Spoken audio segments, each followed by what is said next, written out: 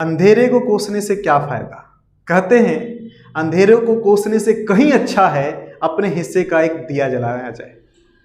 जी हाँ, तो जैसा कि हम सभी इस बात को बहुत अच्छे से जानते हैं और विद्यार्थी भी जानते हैं कि कोरोना के मार से सबसे ज़्यादा अगर किसी क्षेत्र को नुकसान पहुंचा है तो वो पठन पाठन को पहुंचा है। पर हम साथ में ये भी विश्वास करते हैं कि हर विद्यार्थी अपने आप में एक योद्धा है और योद्धा समस्या की नहीं समाधान की बात करता है। तो हम सभी समाधान की बात करेंगे और जो अब इस कोरोना का जो साया था, तीसरे लहर का जो साया था, वो भी निकलता हुआ दिखाई दे रहा है और फिर से हम समाधान की ओर चलेंगे और फिर से अपनी पढ़ाई को अपनी पूरी कोशिश से बेहतर करने की कोशिश करेंगे। इसलिए हम आपके लिए लाए हैं और आप भी तैयार हो जाइए। इसलिए कह रहे हैं कि अभी भी मौका है, हम आगे बढ़ेंगे। जब सभी विषय बेहतर होगा तो टॉपर्स हम भी बनेंगे। बिल्कुल, तो आपके लिए क्रैश कोर्स एक ही जगह पे, इंडियन वॉरियर क्लासेस पर। तो बिल्कुल पढ़ना ना भूलिए, देखिए और आप भी टॉपर्स बनिए। Best of luck. Jai Hind students. So welcome to all of you on Indian warrior classes and as we know every student is a warrior in herself और हिमसेल्फ। जी हाँ, तो विद्यार्थियों, जैसा कि हम सभी जानते हैं कि एक बहुत बड़ी चुनौती को पार करते हुए जो कोरोना का साया था, ये तीसरा वेव कह सकते हैं, तो तीसरा वेव अब जा रहा है और फिर विद्यार्थी जो अपने आप में एक योद्धा है वो फिर से अपनी चुनौतियों को जीतने के लिए, जंग को जीतने के लिए तैयार हो रहा है। और जैसा कि आप सभी को भी पता है कि 26 अप्रैल को टेंटेटिव डेट घोषित कर दिया गया है सीबीएसई के द्वारा। तो हम आप सभी को आपके बोर्ड एग्जाम्स के जंग, जिसको एक जंग ही कह सकते हैं, है ना, विद्यार्थी योद्धा हैं और उनके लिए जो एक एग्जाम है वो जंग जैसा ही है। तो आपको जंग में सुनिश्चित जीत दिलाने के लिए, सफलता दिलाने के लिए हम आपके साथ, जैसा कि हमने कहा था कि इंडियन वॉरियर क्लासेस आपको आपके जंग में जीत दिलाने के लिए हमेशा सहयोग करता रहेगा। तो इसलिए इंडियन वॉरियर क्लासेस लेके आया है सुपर क्रैश कोर्स। बिल्कुल, तो ये 4 class 10th and 12th board, और बोर्ड किसके लिए? सीबीएसई, आईसीएसई, यूपी बोर्ड, ये तमाम बोर्ड के विद्यार्थियों के लिए अब कहीं जाने की जरूरत नहीं है। All subjects at same place, there is no need to go anywhere for any other subjects. No, हम आपको आपकी पूरी तैयारी एक साथ एक जगह पे कराएंगे। और हमने आपको पहले ही कहा था कि अभी भी मौका है, हम आगे बढ़ेंगे और जब सभी विषय बेहतर होगा तो टॉपर्स हम भी बनेंगे। तो बिल्कुल तैयार हो जाइए और अपनी पढ़ाई को अब फाइनल टच दीजिए, अपनी प्रिपरेशंस को फाइनल टच दीजिए और आप भी बनिए अपने क्षेत्र, अपने स्कूल के टॉपर्स। तो आइए हम आपको क्रैश कोर्स में कैसे पढ़ाएंगे और कैसे आपको टॉपर्स बनने में मदद करेंगे, उसका थोड़ा सा रोड मैप जानते हैं। देखिए, पहली चीज की ऑल सब्जेक्ट्स है। मैं आपको आपके सारे सब्जेक्ट्स को हेल्प करूंगा। दूसरी चीज, ये कैसे सिस्टमैटिकली हम करेंगे, कैसे? तो देखिए, सबसे पहले हम सिलेबस जो है सेकेंड टर्म की जो सिलेबस है उसको पूरा करेंगे। चाहे वो मैथ हो, चाहे वो साइंस हो, चाहे सोशल साइंस हो, इंग्लिश हो या हिंदी हो, या लैंग्वेज में अगर संस्कृत भी किसी का है तो हम उसकी भी तैयारी कराएंगे, उसके लिए भी वीडियोज लॉन्च करेंगे। और साथ ही साथ ऑप्शनल कंप्यूटर पे भी हम आपको हेल्प करेंगे, वीडियोज लेके आएंगे। कैसे होगा? तो सबसे पहले हमारा टारगेट होगा कि हर सब्जेक्ट का सिलेबस पूरा हो जाए। अब वक्त बहुत कम है, 26 अप्रैल मतलब एग्जाम होना है, तो फिर अप्रैल तो महीना सिर्फ प्रैक्टिस में जाएगा, रिवीजन में जाएगा। इसलिए सिर्फ मार्च भर में हमें क्या करना है, अपने सिलेबस को कंप्लीट कर लेना है। मार्च तक, लास्ट मार्च तक हमें कोशिश करना है कि हमारा सिलेबस सारा कंप्लीट हो जाए। Then we will give our time for revision, और रिवीजन करेंगे। और साथ ही साथ जो सबसे मूल मंत्र सफलता पाने का है वो है टेस्ट सीरीज प्रैक्टिस करना।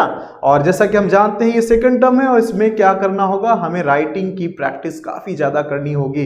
तो हम टेस्ट सीरीज भी लेके आएंगे और साथ ही साथ नोट्स आपको in the form of PDF आपको उपलब्ध कराएंगे। तो हो जाइए तैयार पढ़ने के लिए। तो आज हम शुरुआत करेंगे आपके साइंस सब्जेक्ट। तो साइंस जैसा कि हम जानते हैं it's a very important subject, और जैसा कि जानते हैं साइंस का छोटा सा डेफिनेशन कि एनीथिंग या एनी सब्जेक्ट या systematic knowledge of anything based on evidence, observations and their experiment is called science. Science क्या है? एक सिस्टमैटिक नॉलेज है ना, किसी भी चीज के बारे में। इसलिए आप देखिए कि सोशल साइंस पढ़ते हैं, कंप्यूटर साइंस पढ़ते हैं, मोरल साइंस पढ़ते हैं। तो इसलिए science is not just a subject, is a systematic knowledge of anything. Okay, but हम साइंस जनरली नेचुरल साइंस को मान लेते हैं। एक्चुअली जो हम पढ़ रहे हैं वो नेचुरल साइंस है और जनरली इसे हम साइंस कहते हैं। तो नेचुरल साइंस को हम साइंस कह देते हैं। और क्यों? The science which deals about the nature is called natural science. And as we know, in science there are 3 branches: physics, chemistry, biology. So physics क्या है? तो फिजिक्स को थोड़ा जान लेते हैं ताकि हम इसमें पढ़ेंगे तो हमें पता होना चाहिए कि हम इसमें नेचर का वो कौन सा पार्ट पढ़ेंगे या कौन से एस्पेक्ट्स को पढ़ेंगे। तो physics is the branch of science which deals with the study of law of nature, यानी हम इसमें लॉ ऑफ नेचर के बारे में पढ़ेंगे। ठीक, यानी प्रकृति में जो घटनाएं घट रही हैं, जो फिनोमिना हो रही है, नेचुरल फिनोमिना, फॉर एग्जांपल कि दिन रात कैसे हो रहा है ना, थंडरिंग कैसे होता है, लाइट कैसे हो रहा है, लाइट के जो इंद्रधनुष बन रहे हैं वो कैसे बन रहे हैं, इलेक्ट्रिसिटी आप पढ़ेंगे इस चैप्टर में कि इलेक्ट्रिसिटी कैसे काम करता है। तो सारी चीजें आप पढ़ेंगे। तो वो किसके अंतर्गत पढ़ेंगे? फिजिक्स के बारे में पढ़ेंगे। और दूसरा केमिस्ट्री क्या है? तो chemistry is a branch of science which deals with the components of nature, and as we know, components means the nature is made up of matter. Matter is the smallest unit, and matter and its properties. We read about the matter and its property. That branch is known as chemistry. यानी chemistry पढ़ते हैं। तो chemistry पढ़ेंगे और इसमें भी आप जैसा कि पढ़ेंगे कि सेकंड टर्म में हमारा जो सिलेबस है वो क्या है, पीरियोडिक टेबल के बारे में पढ़ने जाएंगे हम। पीरियोडिक टेबल पढ़ेंगे, कार्बन एंड कंपाउंड्स के बारे में पढ़ेंगे, तो हम इसके बारे में पढ़ेंगे। और लास्ट बायो क्या है? The branch of science which deals with the life and living organism of the nature is called biology.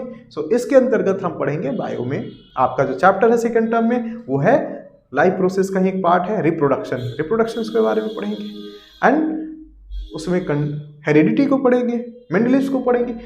तो ये हम आपको धीरे धीरे करके जब आगे बढ़ेंगे सब्जेक्ट वाइज तो पढ़ेंगे, इसलिए अपडेटेड रहिए। और आप सब्सक्राइब करेंगे तो आपको सारे वीडियोस के नोटिफिकेशंस आपको मिलते जाएंगे जो सब्जेक्ट आएगा, और हम लोग अब रेगुलर आपको वीडियो जल्द से जल्द उपलब्ध कराने की कोशिश करेंगे। तो आइए आज शुरुआत करते हैं आपके चैप्टर केमिस्ट्री से, क्योंकि कई बच्चों के डिमांड से मैंने केमिस्ट्री इसलिए चुना कि कई बच्चे जो हमें कह रहे हैं कि सर कार्बन एंड कंपाउंड्स जो चैप्टर है वो थोड़ा हमारे लिए डिफिकल्ट हो रहा है, क्या कृपया उस पर आप वीडियो बनाएंगे? तो बिल्कुल हम आपको कार्बन एंड कंपाउंड्स जो काफ़ी इंपॉर्टेंट है सेकेंड टर्म में केमिस्ट्री में, तो आज उसी की शुरुआत करते हैं, कार्बन एंड कंपाउंड्स। बिल्कुल ये बहुत ही इंपॉर्टेंट चैप्टर है और ये आपका बेस बनेगा ये पूरे ऑर्गेनिक केमिस्ट्री के लिए। तो इसे ध्यान से पढ़ना है विद्यार्थियों, क्योंकि आपका नींव मजबूत है तभी आपकी इमारत जो है वो मजबूत होगी। तो हम आज पढ़ेंगे कार्बन एंड कंपाउंड्स के बारे में। जैसा कि हम जानते हैं कि कार्बन एंड कंपाउंड्स पढ़ना है आपको, और ये बहुत ही इंपॉर्टेंट है। क्यों? क्योंकि जब आप 11th में जाएंगे तो आपको पढ़ना है केमिस्ट्री, और वहाँ केमिस्ट्री जो है 3 भागों में डिवाइड हो जाती है। क्या? तो पता है, एक है फिजिकल केमिस्ट्री। तो फिजिकल केमिस्ट्री में आप पढ़ते हैं rules and laws of chemistry, यानी केमिस्ट्री में जितने भी रूल्स हैं, लॉज हैं कि कैसे एक कंपाउंड बनता है, कैसे जो है केमिकल रिएक्शन के जो रूल्स हैं, तो वो आप फिजिकल केमिस्ट्री में पढ़ेंगे। और फिर पढ़ेंगे बाकी जो एक एक एलिमेंट्स, जैसे जानते हैं कि 116 एलिमेंट्स हैं, तो उसके बारे में आप पढ़ेंगे। तो आपको पता है कि 115 एलिमेंट्स यानी कार्बन को छोड़ के बाकी सारे एलिमेंट्स को आप इनऑर्गेनिक केमिस्ट्री में पढ़ेंगे, यानी आपको एक पढ़ना है इनऑर्गेनिक केमिस्ट्री। ठीक, और सिर्फ एक एटम को पढ़ने यानी कार्बन को पढ़ने के लिए आपको पढ़ना पड़ेगा ऑर्गेनिक केमिस्ट्री।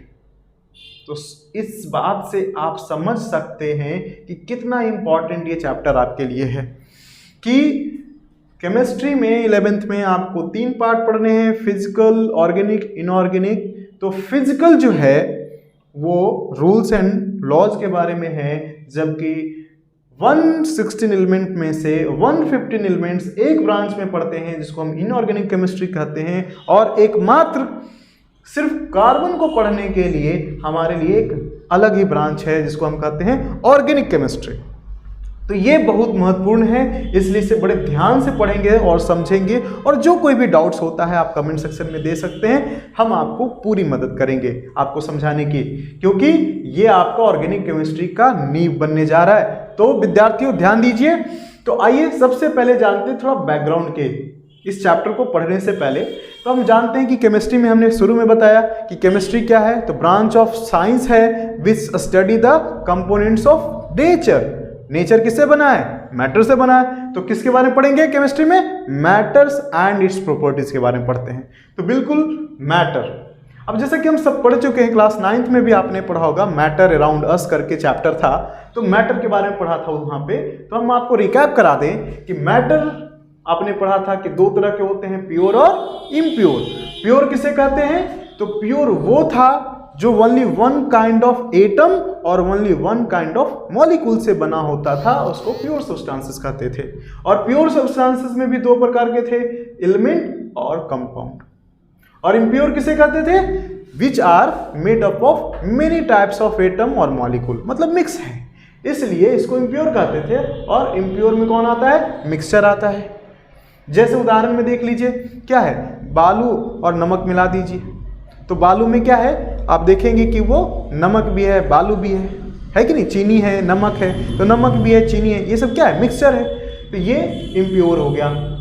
बात करें अगर कि प्योर भी further divided into 2 parts, element and compound की बात होती है। एलिमेंट यानी तत्व, कंपाउंड मतलब यौगिक। तो एलिमेंट क्या है? अब इस एग्जांपल ले लेते हैं आयरन का।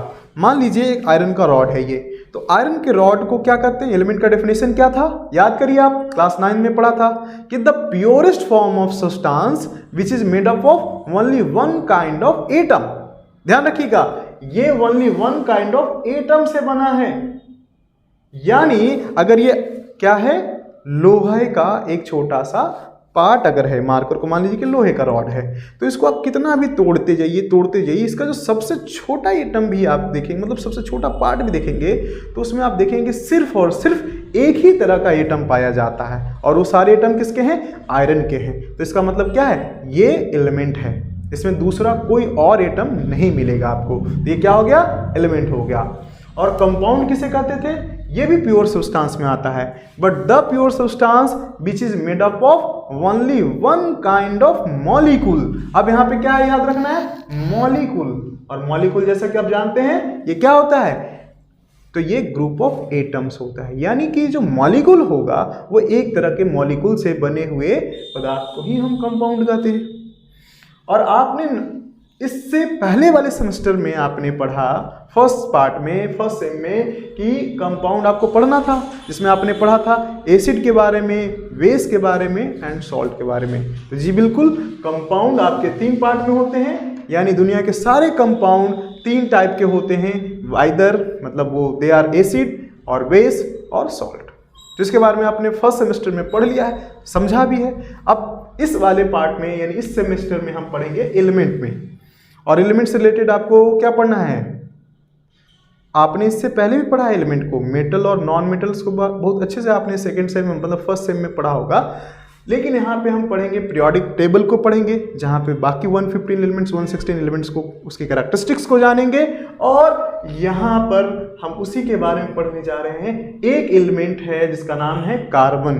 तो एलिमेंट जानते हैं कि 3 प्रकार के होते हैं, देख सकते हैं कि मेटल, नॉन मेटल और एक होता है बीच में मेटोलॉइड्स, जो दोनों की प्रॉपर्टी को रखता है। तो ये आप पढ़ चुके हैं, इसलिए हम इसके बारे में आपको नहीं बताएंगे ज़्यादा, आपको बस बताएंगे कि ये नॉन मेटल का ही एक नॉन मेटल है कार्बन। यानी आप क्या पढ़ने जा रहे हैं?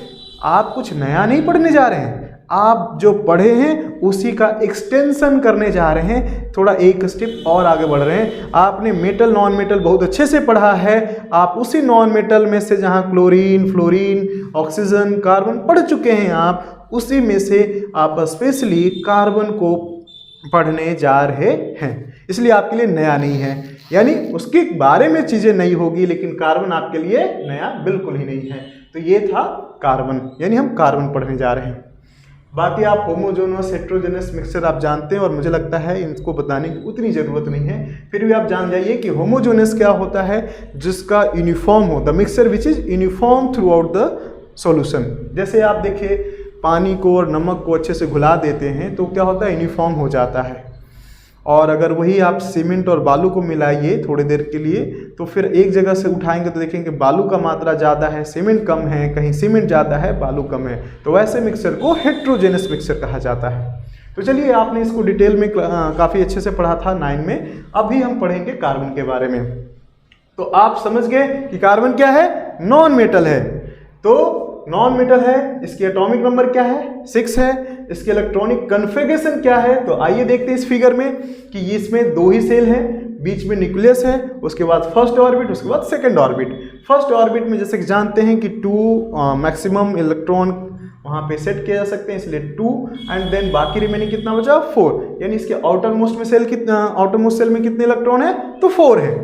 तो इसका वैलेंसी क्या होगा, तो जरा आप बताएं कि वैलेंसी क्या होता है। वैलेंसी होता है द नंबर ऑफ, वैलेंसी के बारे में आप जानते हैं ना, आप पहले पढ़ चुके हैं। वैलेंसी मतलब आवश्यकता, आम बोलचाल की भाषा में हम क्या कहते हैं, वैकेंसी। वैकेंसी कहाँ, जब हमें कहीं ज़रूरत होती है, कोई जगह खाली होती है या किसी लोगों की आवश्यकता होती है, तो हम क्या कहते हैं कि हाँ वैकेंसी है, उस संस्था में क्या वैकेंसी आई है।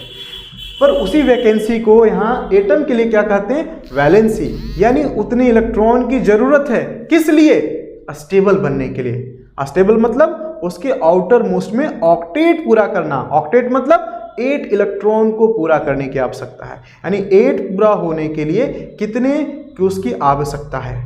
आवश्यकता हो सकता है लूज भी करना पड़े या उसको गेन करना पड़े।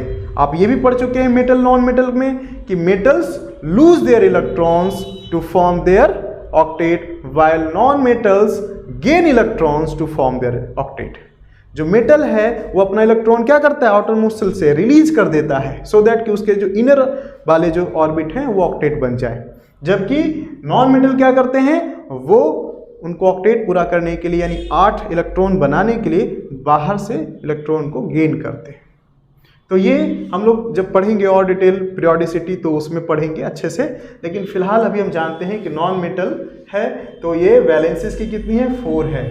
क्यों, क्योंकि इसको 4 ही है, 8 बनने के लिए कितना चाहिए, तो ये 4।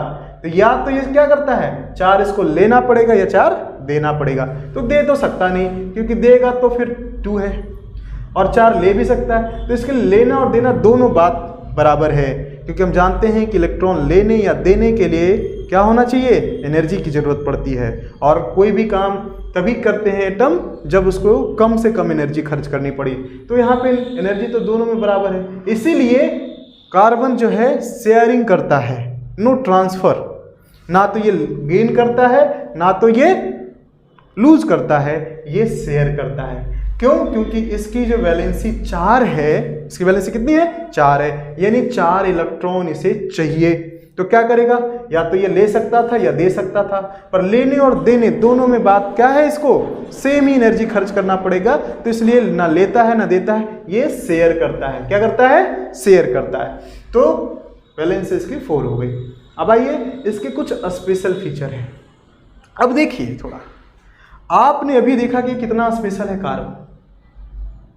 तो स्पेशल क्यों है, क्योंकि इसके पास कुछ स्पेशल फीचर्स हैं, तभी तो इसके हम स्पेशली ऑर्गेनिक केमिस्ट्री में पढ़ रहे हैं। इसके लिए एक विशेष ब्रांच है, 11th में आप डिटेल में पढ़ेंगे। तो आखिर ऐसा क्या है खासियत, तो आइए जानते हैं। तो स्पेशल फीचर ये है कि ये टेट्रा वैलेंसी है, अर्थात कार्बन को कितने, 4 वैलेंस, यानी टेट्रा वैलेंसी है, यानी 4 वैलेंसी है। वैलेंसी हमने पढ़ा 4 है, यानी 4 सीट खाली है, यानी ये शेयरिंग करता है। क्या करता है इसकी वजह से, ये शेयरिंग ऑफ इलेक्ट्रॉन करता है।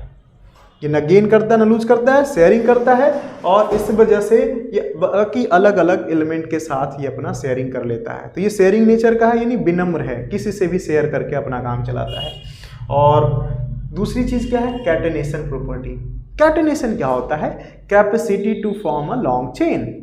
अब आप इसको थोड़ा सा ऐसे समझिए कि मान लीजिए जिस व्यक्ति की आवश्यकता ज़्यादा होती है तो क्या होता है, वो विनम्र होता है, बाकी लोगों से व्यवहार में विनम्र होता है, क्योंकि उससे भी उसको मतलब है, इसलिए क्या करता है, वो उससे भी व्यवहार अच्छा बना के रखता है। दूसरे से उसकी ज़रूरत है तो उससे भी क्या करता है, व्यवहार अच्छा बना के चलता है। तो आप देखेंगे कि जो विनम्र होता है उसका व्यवहार अच्छा होता है, और व्यवहार जिसका अच्छा होता है उसके दोस्त भी अच्छे होते हैं, रिलेशंस भी अच्छे होते हैं। यही बात बिल्कुल कार्बन के साथ है। कार्बन की आवश्यकता ज़्यादा है क्योंकि इसको 4 इलेक्ट्रॉन चाहिए, और वो भी शेयरिंग करके, तो ये क्या करता है, लॉन्ग चेन बना सकता है, कैटेनेशन बनाता है, यानी एक लंबे लंबे चेन बना लेता है, और सिर्फ बनाता ही नहीं, उसको मेंटेन करता है। यानी ये दोस्ती सिर्फ करता नहीं बल्कि दोस्ती निभाता भी है, इसलिए ये लंबे चेन बनाता है और इसलिए ज़्यादा सफलता पाता है। ये तो आम जीवन में भी है कि जिस व्यक्ति का विनम्र होगा उसके रिश्ते अच्छे होंगे, और जो रिश्ते को मेंटेन करता है, टीम के साथ चलता है, वो जल्दी सक्सेसफुल भी होता है और वो बहुत आगे निकलता है। तो सेम कार्बन के साथ है। और जो इसका तीसरा है एलोट्रॉप्स। एलोट्रॉप्स का मतलब क्या होता है, बहुरूप। बहुरूप का मतलब मल्टी स्किल कह सकते हैं या मल्टी रोल। अब कार्बन क्या है, देखिए इसको ऐसे भी समझिए, आम जीवन में एक व्यक्ति जो क्या होता है, प्रोग्रेसिव नेचर का होता है, वो ज़रूरत के अनुसार अपने आप को हर तरीके के रोल में ढाल लेता है। वो कभी क्या कर सकता है कि कभी पढ़ा भी रहा हो, टीचर हो, टीचर का भी रोल प्ले कर रहा हो, खुद कभी स्टूडेंट का भी रोल कर रहा हो, कभी कुछ और, तो उसके कई रोल हो सकते हैं, है ना। वैसे ही एलोट्रॉप है, उसके कई अलग अलग रोल हैं। यानी इसको ऐसे भी समझ सकते हैं, एक व्यक्ति जो विनम्र है, थोड़ा सा क्या है, प्रोग्रेसिव है, तो वो कभी बड़े अच्छे कंडीशन में भी रह सकता है, मतलब एयर कंडीशन है तो वहाँ भी सर्वाइव कर लेता है, बिना पंखे का है तो वहाँ भी सर्वाइव कर लेता है, मतलब वो अपने आप को हर परिस्थिति में ढाल लेता है। और या उसके अलग अलग रूप भी हो सकते हैं। सेम एलोट्रॉप मतलब बहुरूप। बहुरूप का मतलब इसके अलग अलग रूप है। आप देखिए, जैसे एक रूप है इसका ग्रेफाइट, तो ग्रेफाइट है, तो ग्रेफाइट क्या है, आप देख रहे हैं कि graphite is the only non metal form which conduct electricity. ये आपके लिए एक्सेप्शन भी था, आपने पढ़ा भी था इसको क्लास 8 में। तो ग्रेफाइट क्या है, कार्बन का ही एक रूप है जो क्या है, उसमें 3 इलेक्ट्रॉन यानी कि जो 3 वैलेंस है, 3 वैलेंसी है, वो फुलफिल होता है, एक वैकेंट रहता है। इसलिए हम जानते हैं कि ग्रेफाइट क्या कर पाता है, इसके पास एक फ्री इलेक्ट्रॉन होता है, और यानी ये फ्री इलेक्ट्रॉन रखता है। और जिसके पास हम लोग पढ़ चुके हैं कि फ्री इलेक्ट्रॉन होगा वो क्या करेगा, इलेक्ट्रिसिटी को कंडक्ट करेगा। इसीलिए ग्रेफाइट क्या है, नॉन मेटल होने के बावजूद भी क्या करता है, इलेक्ट्रिसिटी को कंडक्ट करता है। अब डायमंड की बात करें, सोचिए, वही कोयले के खदान में एक हीरा भी होता है, तो सोचिए कोयला कहाँ काला काला है और डायमंड कहाँ उससे बिल्कुल अलग है। तो ये इसके रूप हैं कि ये काला है यानी कोयला है, लेकिन साथ में ये डायमंड भी हो सकता है।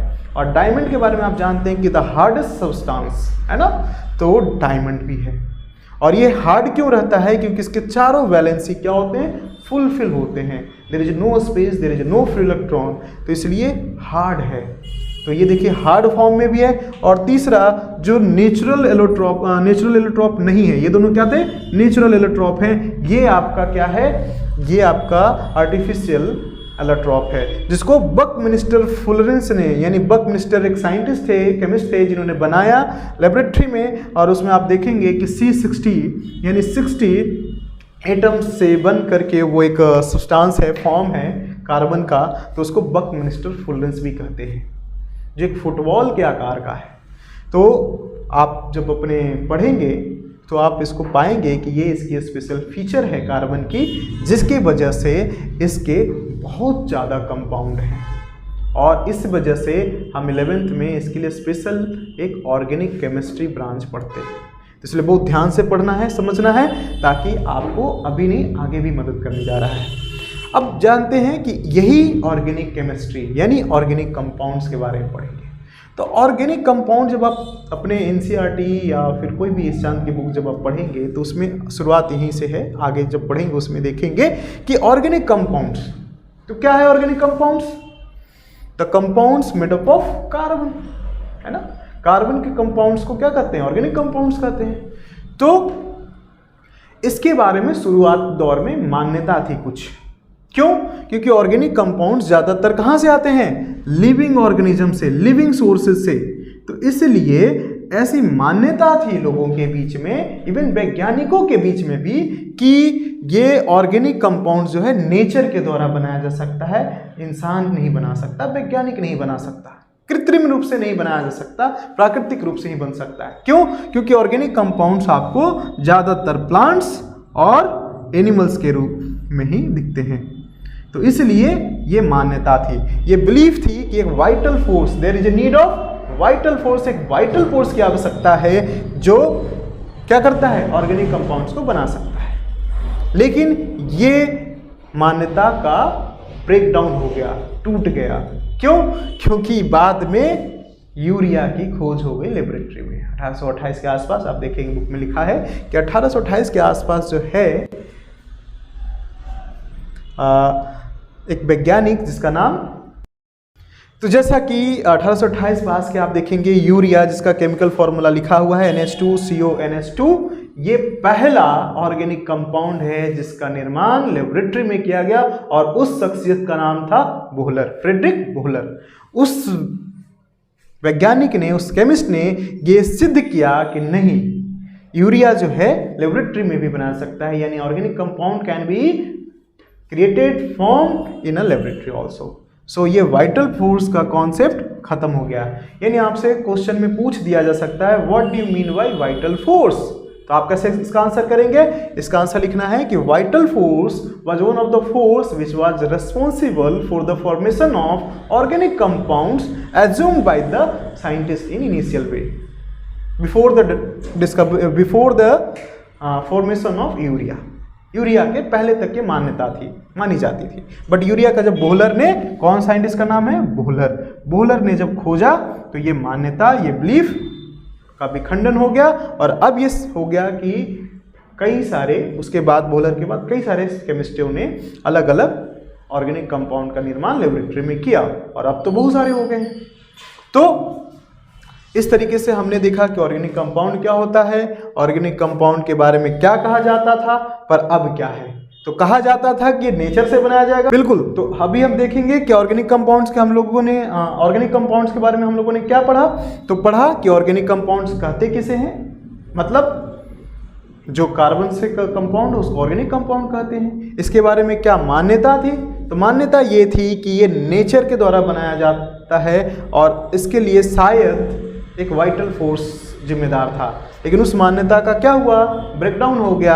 किसके द्वारा, तो बोहलर के द्वारा, क्योंकि बोहलर ने जब 1828 के आसपास यूरिया का निर्माण लेबोरेटरी में किया तो ये मान्यता समाप्त हो गई और हुआ कि अब यूरिया का निर्माण कृत्रिम रूप से, आर्टिफिशियल रूप से भी किया जा सकता है। और यूरिया से क्वेश्चन कभी कभी पूछ दिया जाता है ऑब्जेक्टिव फॉर्म में कि इसका केमिकल फॉर्मूला क्या है।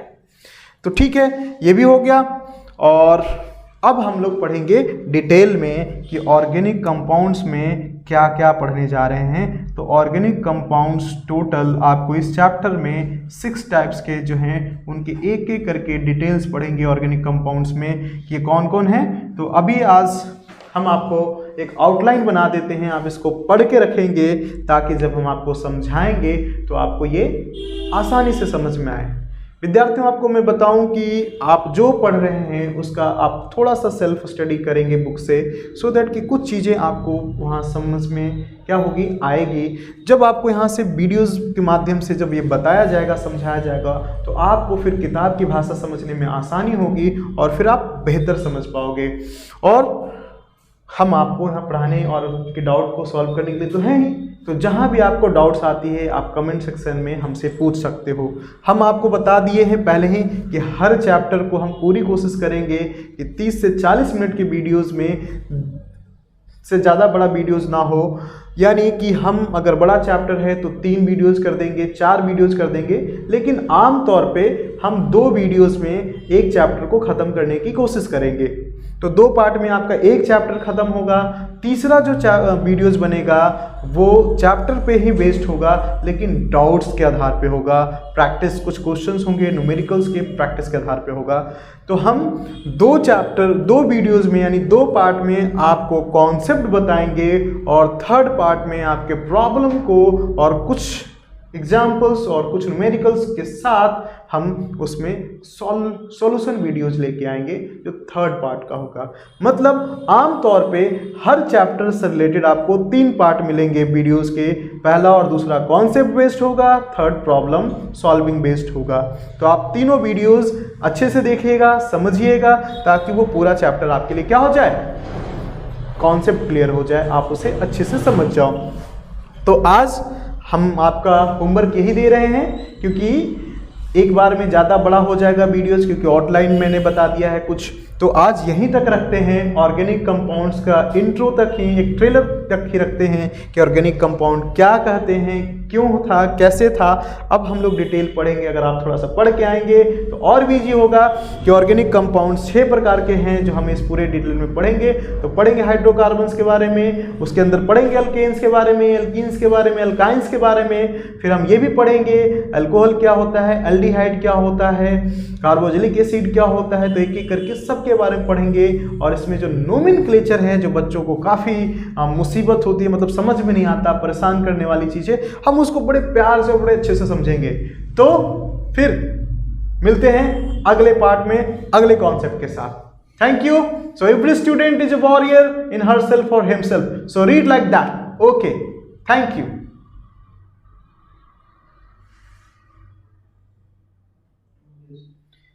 मुझे लगता है